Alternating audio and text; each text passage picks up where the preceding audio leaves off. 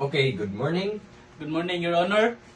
So, sir, the first question is, what is your personal data that qualifies you as an expert witness?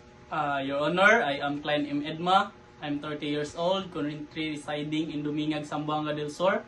I finished my study in Dumingag Cerrillo State College in Bachelor of Science in Criminology.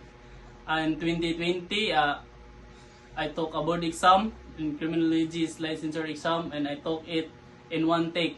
And for those GHCC instructors who motivated me to join the forensic crime group, after they motivated me, I joined the forensic crime group in 2023, and I have a different kinds of training in Cebu City National Police Regional Forensic Unit 7, and I finished my training in almost 6 years, and for now, I proudly say that I am a forensic member crime group of national, and I'm designated in Cagayan de Oro City.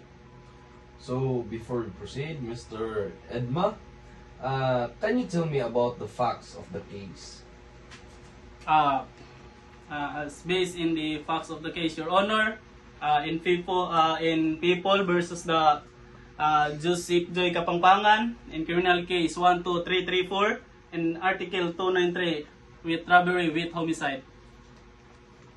So, Mr. Edma, okay, how did you receive the evidence specimen as part of the forensic group regional office? Based on this, my study, Your Honor, the evidence specimen was received to proper turnover from the requesting officer or the investigator. Upon I receiving it, the specimen was carefully checked, labeled, documented, and also recorded in a logbook to make sure that the evidence remain complete and untampered. From the proper handling, Your Honor, of the chain of the custody, we followed the preserve the maturity of the specimen during the examination process.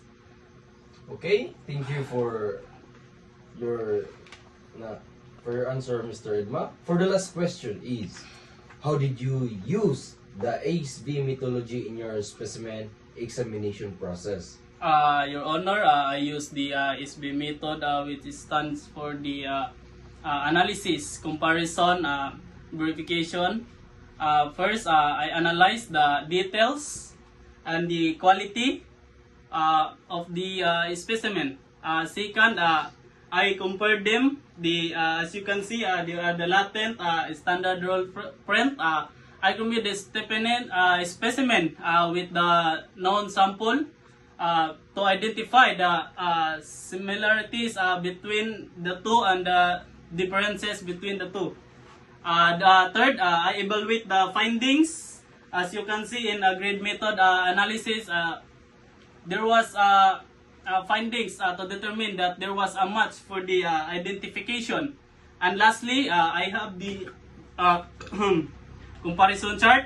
As you can see, there was also the latent and standard roll print. The result were verified that another examiner to ensure the accuracy and reliability of the examination, Your Honor.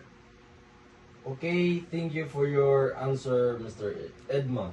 Thank you, Your Honor.